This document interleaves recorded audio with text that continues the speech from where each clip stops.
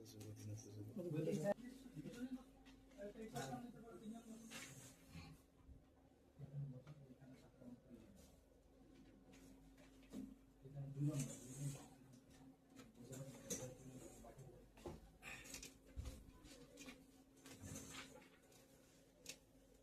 আমাদের first question হচ্ছে আপনাদের ব্যাংকে অ্যাকাউন্ট খোলার প্রসেসটা কি?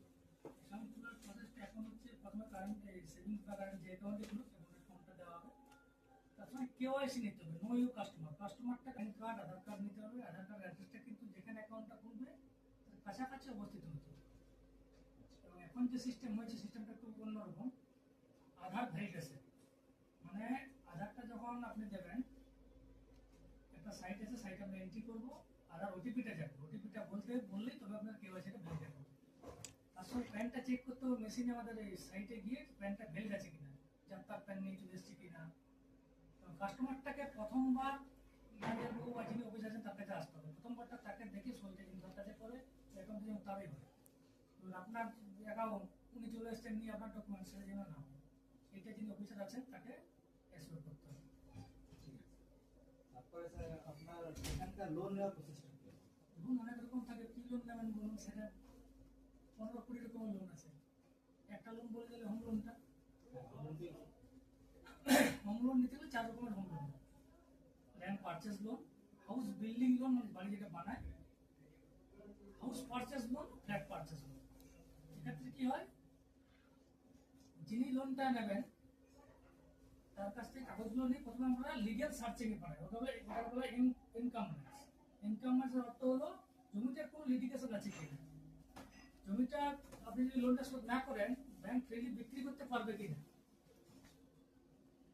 এরপরে তারপরে সার্চিং যদি ইনকাম রিপোর্ট লয়ার, ব্যাংকের এমপ্লয়ি লয়ার যারা তারা দেয়, তখন আপনাকে লোনে অ্যাপ্লাই করতে পারবেন। তারপরে ভ্যালুয়েশন হবে, তারপর আপনার যে ইনকাম আছে ইনকামটা দেখা হবে, ইনকাম কতটা আছে, কতটা লোনের জন্য ভ্যালিয়েবল, তারপর আমি লোনটা পাবো। লোন কারা পেতে পারে, লোনের ক্রাইটেরিয়া হচ্ছে দুজন স্যালারিড পার্সন, তিন ধরনের লোকই পেতে পারে। 3 ধরনের বলতে 1 নম্বর হচ্ছে স্যালারিড পার্সন, 2 নম্বর হচ্ছে বিজনেসম্যান, 3 নম্বর হচ্ছে সেলফ এমপ্লয়েড। সেলফ এমপ্লয়েড আমরা কাকে বলি, লয়ার, ডক্টর, চার্টার্ড অ্যাকাউন্টেন্ট, এরকম সেলফ এমপ্লয়েড বলি। এনারা লোন পেতে পারে যাদের ইনকামটা জেনারেট হয়। মানে যারা বিজনেসম্যান আছেন তারা কি করেন, আইটিআর ফিল আপ করেন, সেটা থেকে লোনটা লোনটা পেতে পারেন। চাকরি করেন তারা স্যালারি স্লিপ জেনারেট হয়, সেই দিকে দেখতে পারেন, সে লোন পেতে পারেন।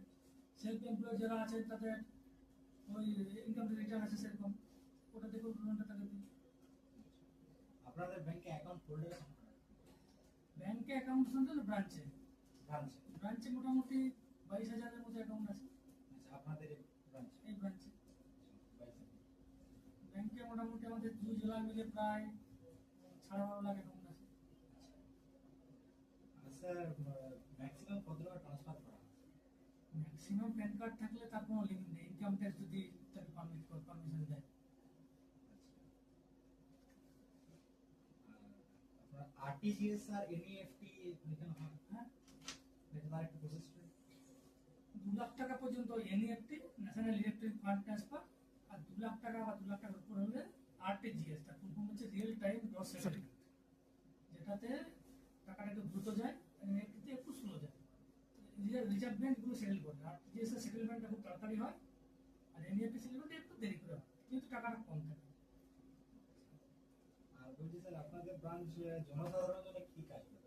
জনসাধারণের জন্য যে কোনো স্টুডেন্ট অ্যাকাউন্ট থেকে আরম্ভ করে, স্টুডেন্ট ক্রেডিট কার্ড লোন থেকে আরম্ভ করে, বিজনেস লোন থেকে আরম্ভ করে, যে কোনো ধরনের অ্যাকাউন্ট ওপেনিং থেকে আরম্ভ